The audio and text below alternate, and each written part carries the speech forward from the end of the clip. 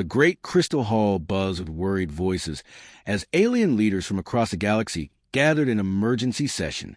Ambassador Kira of the Blue Star Empire stood at her seat, her 6 arms trembling as she spoke. "We cannot ignore this threat any longer," she said, her voice carrying through the vast chamber. 3 more fleets have vanished this week, gone without a trace.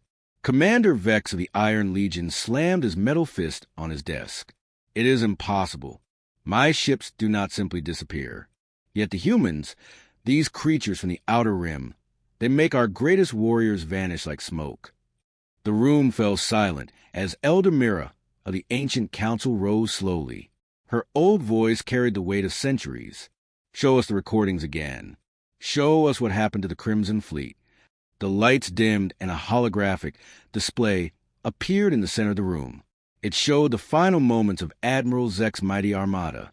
2,000 warships, the pride of the hegemony, faced off against 30 small human vessels near a yellow star. "Look at their formation," whispered General Take of the Storm Warriors. "The humans are not retreating. They are advancing." On the screen, the human ships moved like a pack of wolves. When the aliens fired their massive weapons, the humans scattered like leaves in the wind, then reformed in new patterns. When alien ships tried to surround them, the humans did something no civilized species would ever consider. They rammed their own ships into the enemy.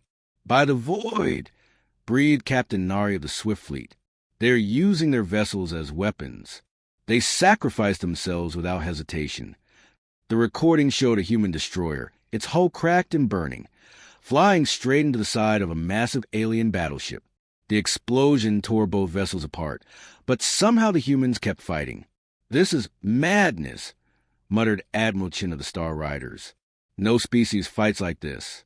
They should have surrendered when they saw our numbers." But the humans did not surrender. They fought harder. When their weapons failed, they used debris as missiles. When their ships were destroyed, the survivors kept fighting from escape pods. The recording showed human pilots deliberately crashing their small fighters into alien bridge sections. "The transmission cuts off here," explained Intelligence Officer Suki, her voice shaking. "Of Admiral Zek's 2,000 ships, not one returned. We found wreckage scattered across 3 solar systems. But the humans, they built a monument from the debris." The room erupted in frightened chatter. How could 30 ships destroy 2,000? How could such a small force win against impossible odds? Elder Mira raised her hand for silence. "There is more. Tell them about the mining colony incident." Officer Suki nodded grimly. "The Void Seekers attacked a human mining station. 12,000 Seeker warriors against 200 human miners. The battle lasted 6 hours. And," prompted General Take, "every single Void Seeker died. The humans lost 47 people. They turned mining equipment into weapons. They used industrial explosives as missiles. They fought room by room, corridor by corridor. The Seekers sent a distress call after the first hour, begging for reinforcement. No help came in time." Ambassador Kira sat down heavily. "What kind of species are these humans?" "They do not fight like us," replied Officer Suki. "When we fight, we follow rules. We have honor codes. We retreat when defeat is certain. Humans do not retreat, ever. They fight until they win, or until they die, but they rarely die alone." The recording shifted to show a human soldier, badly wounded, facing 10 alien warriors. Instead of surrendering, the human smiled and pressed a button. The explosion killed everyone in the room. "They call it a sacrifice play," Officer Suki continued. "They trade their lives to take as many enemies as possible. But it is not suicide. It is tactical. They calculate the exchange rate." Commander Vex shook his massive head. "This is not warfare. This is something else." "The worst part," Officer Suki said quietly, "is that they are learning. Every battle makes them stronger. They study our tactics, adapt to our weapons, and develop new strategies. The human fleet that defeated the Crimson Armada was stronger than the one that fought the week before." Elder Mira spoke into the stunned silence. "We have ruled this galaxy for 10,000 years. We have conquered hundreds of species. But humans, they do not surrender. They do not negotiate. They do not retreat. They simply fight until they achieve total victory. "What do they want from us?" asked Ambassador Kira. "Nothing," replied Officer Suki. "They have never attacked first. They respond only when attacked. But when they respond," she gestured to the debris fields shown on the display. "This is what happens." The chamber fell silent as the reality sank in. For the first time in galactic history, a species had emerged that could not be defeated through traditional warfare. The humans had turned fighting into an art form, and they were masters of their craft. "Recommendations?" asked Elder Mira. Commander Vex spoke first. "We do not fight them. Ever. We avoid their space entirely." One by one, the other leaders nodded in agreement. The message was clear. Humanity was to be left alone, because everyone now knew the truth that would echo through the galaxy for generations to come. No one ever returned after facing humanity in battle. 6 months before the galaxy learned to fear humanity, Captain Miho stood on the bridge of his ship, the Earth defense vessel Defiance. He was drinking his morning coffee when Lieutenant Sora looked up from her control panel with wide eyes. "Captain, we have incoming ships. Lots of them." Miho set down his cup and walked to the main screen. 300 alien vessels appeared at the edge of Earth's solar system, like dark clouds blocking out the stars. Each ship was 10 times larger than any human vessel. "Sir, they're sending us a message," reported Communications Officer Jean Wu. Put on screen. The face that appeared was unlike anything humans had ever seen. Admiral Nex had 4 eyes, blue skin, and teeth like sharp crystals. When he spoke, his voice boomed through the bridge. "Primitive humans, I am Admiral Nex of the Hegemony Fleet. Your species will surrender immediately and join our empire. You have 24 hours to comply, or we will destroy your entire world." Captain Miho looked at the massive fleet on his screen, then at his own small force of 30 ships. Any reasonable person would have been terrified. Instead, Miho smiled. "Admiral Nex, I am Captain Miho of the United Earth Defense Force. I am afraid you have made a serious mistake." The alien admiral laughed, a sound like breaking glass. "Mistake? Human, I command 300 warships. You have 30 small vessels. Mathematics is simple." "You are right about the math," Miho replied calmly. "But you are wrong about everything else. You see, you think our small numbers make us weak. You think our location far from the galaxy makes us helpless. But most importantly, you think we will surrender. You will surrender or die." Admiral Nex snarled. "No," Miho said quietly. "We will fight, and you will learn why that was the worst decision you ever made. All Earthships, this is Captain Miho, engage Battle Protocol 7. Show them what humans do when someone threatens our home." The battle began badly for humanity. The alien ships had better weapons, stronger shields, and more armor. When they fired their first shots, 2 human ships exploded immediately. But something strange happened next. Instead of retreating, the remaining human ships moved closer to the alien fleet. "What are they doing?" Admiral Nex asked his officers. "They should be running away." "Sir, they appear to be accelerating toward us." On the human ship Courage, Captain Sora watched her shields fail under alien fire.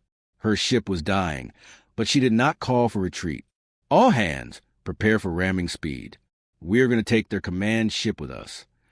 "Captain," her second officer said, "we could escape. The engines still work." Captain Sora shook her head. "Earth needs us to buy time. Besides, look at our target. That ship contains their admiral. If we take him out, the whole fleet loses coordination." The Courage slammed into the alien flagship at full speed. Both ships exploded in a ball of fire, but the alien fleet suddenly became confused without their leader. This was exactly what the humans had planned. "Now!" Captain Miho ordered. "All ships, attack pattern Delta. Hit their communication ships first."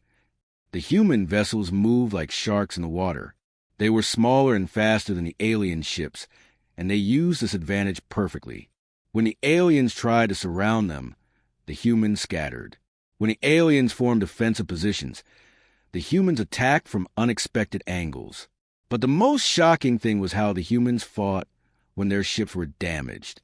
Instead of retreating to safety, they became more dangerous. The destroyer Fearless lost its main weapons early in the battle.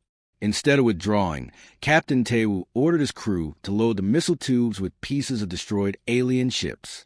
"Fire everything we have," he commanded. "If we cannot use proper weapons, we will use their own debris against them." The makeshift missiles tore through alien hulls, causing massive damage. Other human ships copied this tactic, turning space junk into deadly weapons. "Sir," an alien officer reported to the new commander, "the humans are not fighting normally. When we damage their ships, they become more aggressive, not less." "That is impossible," the commander replied. "Wounded animals retreat. Humans are not animals, sir. They are something else." 8 hours later, the alien fleet was in ruins. Of the 300 ships that had arrived to conquer Earth, only 50 remained. They were fleeing as fast as their engines could carry them. Captain Mio stood on his damaged bridge, looking at the debris field that now surrounded Earth. His small fleet had lost 12 ships, but they had won an impossible victory. "Sir," Lieutenant Sora reported, "the surviving alien ships are sending surrender requests. Tell them to leave our space and never return," Miho ordered. "But also tell them something else. Tell them that Earth does not want war with anyone. But if anyone brings war to Earth, this is what happens. What should we report to Earth Command?" asked Communications Officer Jinwoo. Miho looked at the wreckage of the alien fleet, drifting past his window. "Tell them the galaxy just learned that humanity does not surrender. Tell them that our enemies have two choices: leave us in peace, or learn why no one ever wins a fight against humans." The message spread across the galaxy faster than light. Humanity had announced its presence with violence and victory.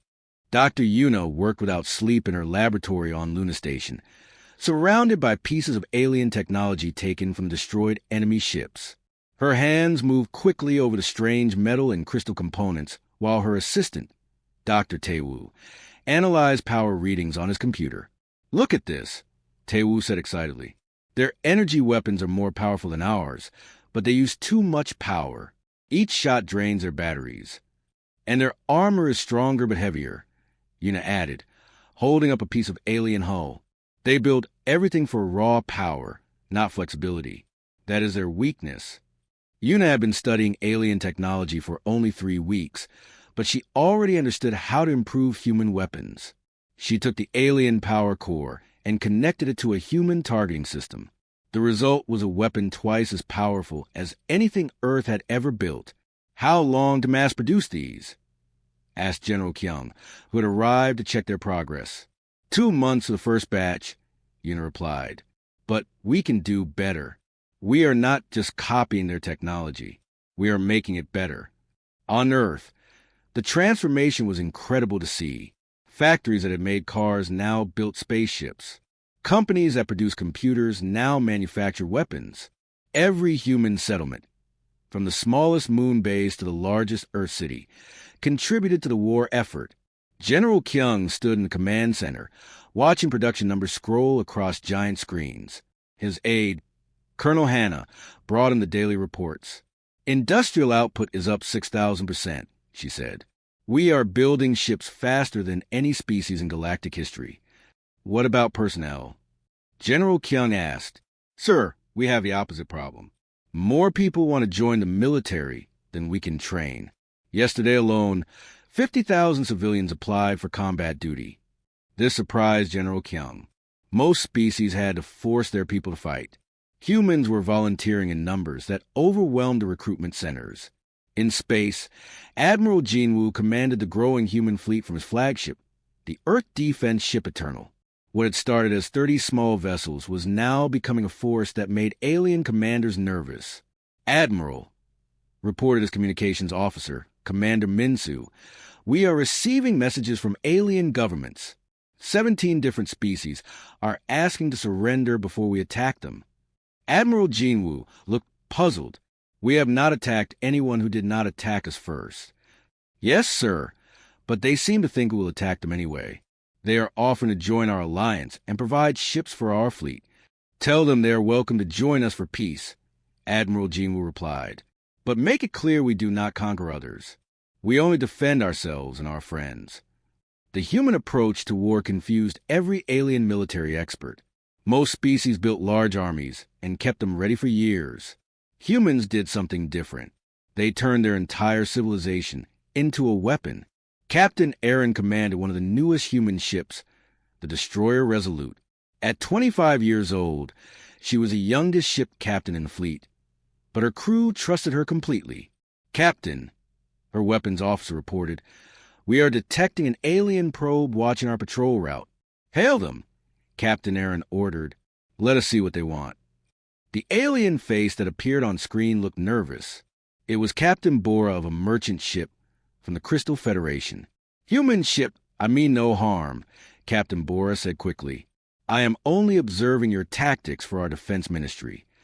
You are welcome to observe, Captain Aaron replied politely.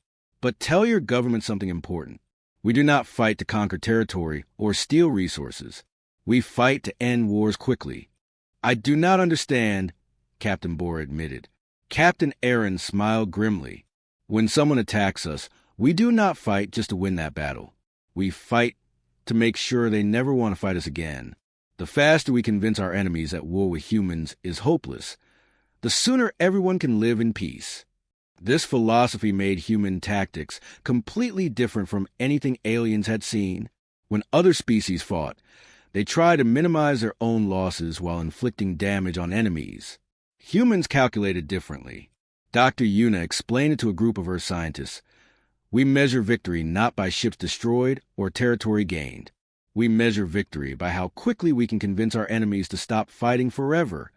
This meant humans were willing to take heavy losses if it achieved total victory. They traded their lives not wastefully, but strategically, always aiming to end conflicts permanently. The results were terrifying to observe. When the Void Seekers attacked a human mining colony, they expected easy victory against civilian miners. Instead, they found 200 humans who had turned industrial equipment into weapons. The battle report, sent by the Lone Seeker survivor, became required reading in alien military academies. The humans used mining drills as spears, excavation charges as bombs, and cargo haulers as battering rams. They did not fight like soldiers. They fought like engineers solving a deadly puzzle. Within 6 months of first contact, humanity had transformed from an unknown species into the most feared military force in the galaxy. They achieved this not through superior technology or larger numbers, but through a simple principle that no other species understood. Humans did not fight wars to win battles. They fought wars to make war itself too costly for their enemies to continue. And they were very good at their job. The story of humanity spread across the galaxy like wildfire, growing more frightening with each telling. In the crystal towers of the Confederation capital, Admiral Zara stared at reports that made no sense to her logical mind. Read it again, she told her intelligence officer, hoping she had misunderstood. 3 battle groups attacked the human system at Wolf 359. Officer Suki repeated slowly. 1,500 ships total. They engaged 37 human vessels defending a small research station. And Admiral Zara prompted, though she dreaded the answer. Complete destruction of our forces. No survivors. The research station is still operational. Admiral Zara sat down heavily in her chair. 3 battle groups represented the finest warriors of her species, veterans of dozens of successful campaigns. How could they simply vanish? The emergency beacon from Captain Nex's ship transmitted for 17 minutes before going silent. Officer Suki continued. The message was disturbing. Show me. The holographic display flickered to life, showing Captain Nex on his bridge. Behind him, alarms blared and explosions rocked his ship. His 4 eyes were wide with terror. They do not fight like any species we know, he gasped into the communicator. When we destroy their ships, the survivors keep fighting from the wreckage. I watched a human pilot crash his damaged fighter into our command center. He was already dying, but he smiled as he did it.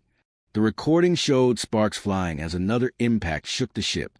Captain Nex gripped his command chair. Admiral, They turned their research station into a weapon. They are firing scientific equipment at us. Particle accelerators used as cannons. Observatory telescopes converted to targeting systems. These humans, his voice broke. They do not retreat. They do not surrender.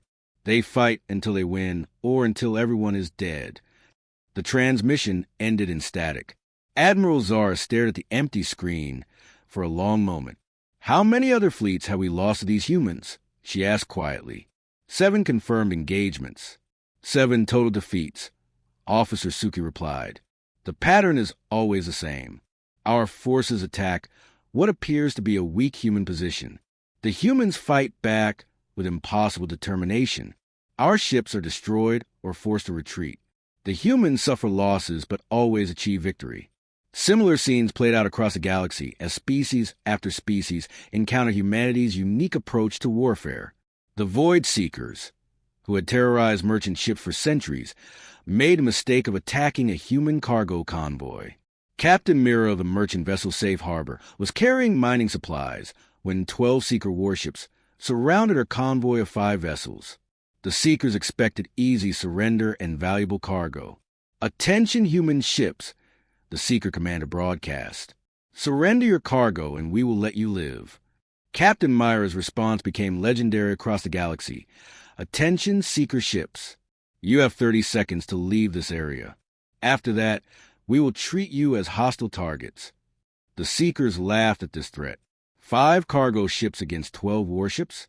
The outcome seemed obvious. It was obvious, but not in the way the Seekers expected. The human cargo ships had been designed for more than just carrying supplies.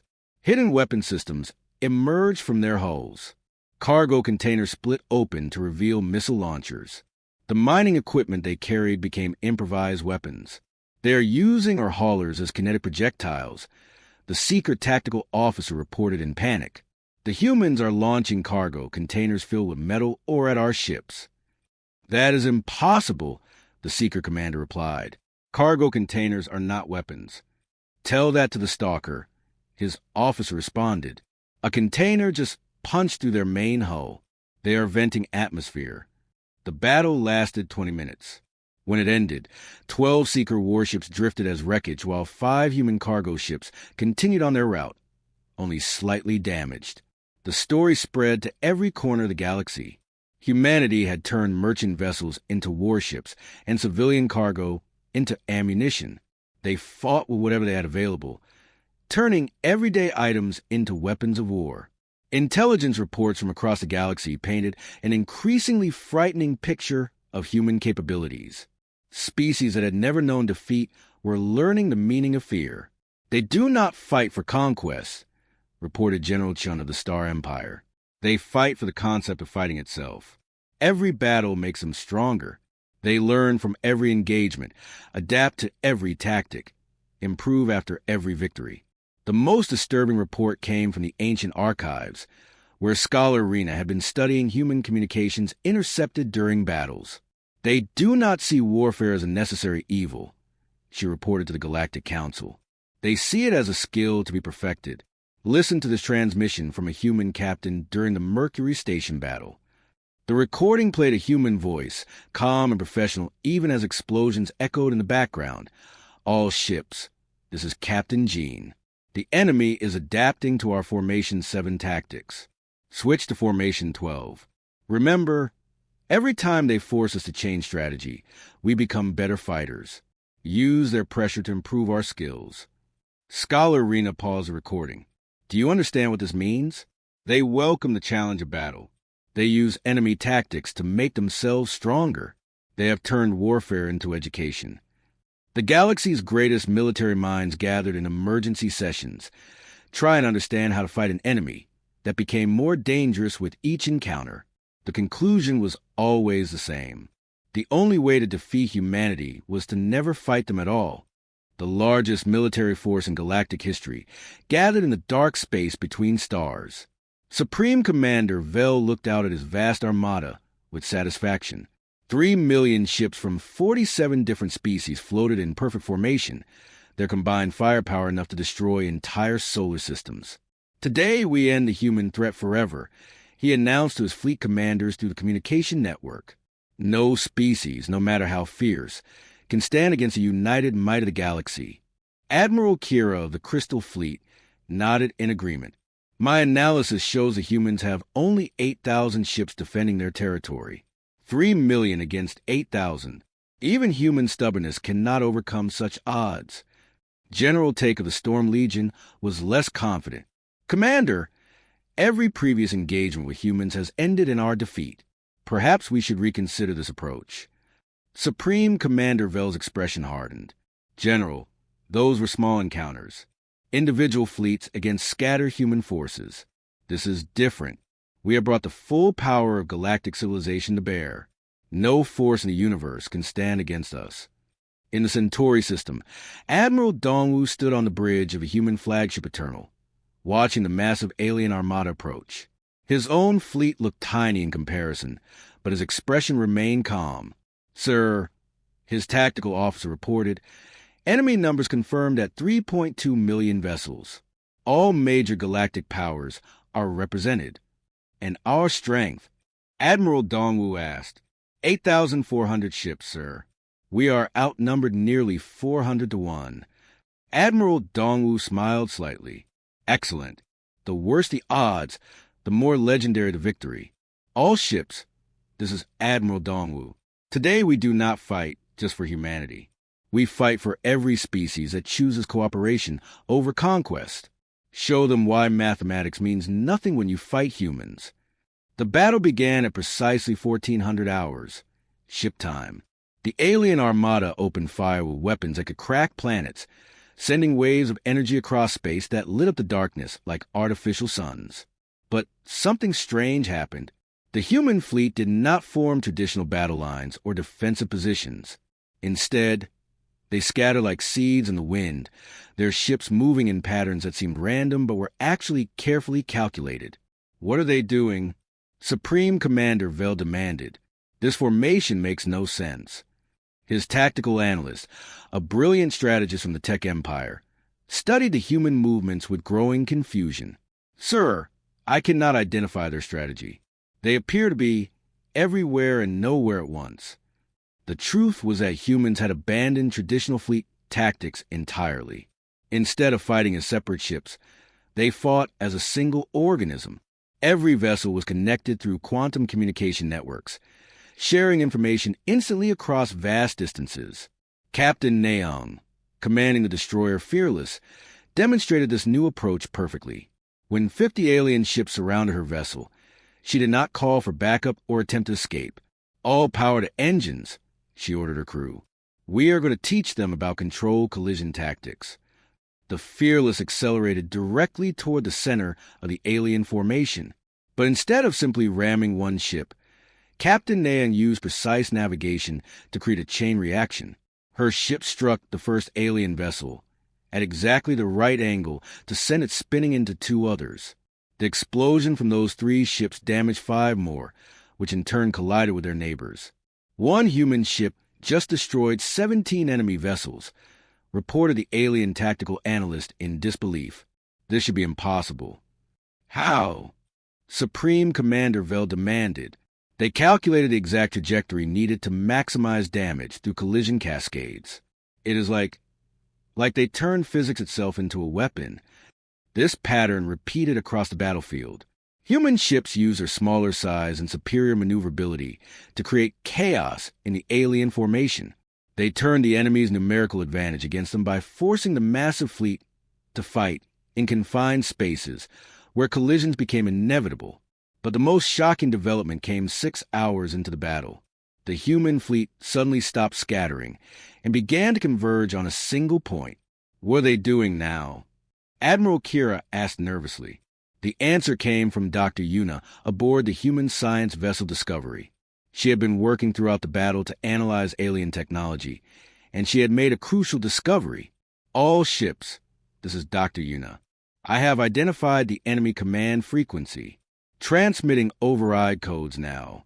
Across the battlefield, alien ships suddenly found their computers infected with human programming, not destructive viruses, but something far more clever.